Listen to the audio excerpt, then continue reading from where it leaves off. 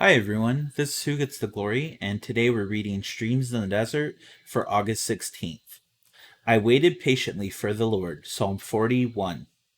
Waiting is much more difficult than walking, for waiting requires patience, and patience is a rare virtue. We enjoy knowing that God builds hedges around his people when we look at the hedge from the aspect of protection. But when we see it growing higher and higher until we can no longer see over it, we wonder if we will ever get out of our little sphere of influence and service where we feel trapped. Sometimes it is hard for us to understand why we do not have a larger area of service, and it becomes difficult for us to brighten the corner where we are. But God has a purpose in all of his delays. The steps of a good man are ordered by the Lord. Psalm 37:23. Next to this verse, in the margin of his Bible, George Mueller made this note, and the stops too. It is a sad mistake for someone to break through God's hedges.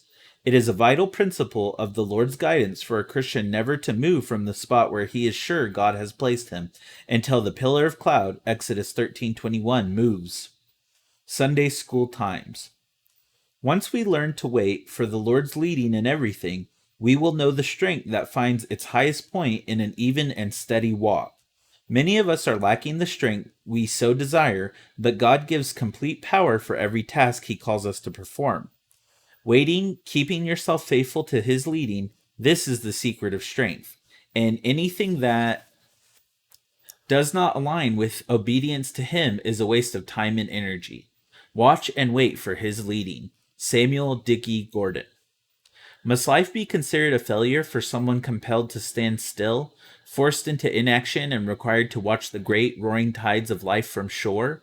No. Victory is then to be won by standing still and quietly waiting. Yet this is 1,000 times harder to do than in the past when you rushed headlong into the busyness of life.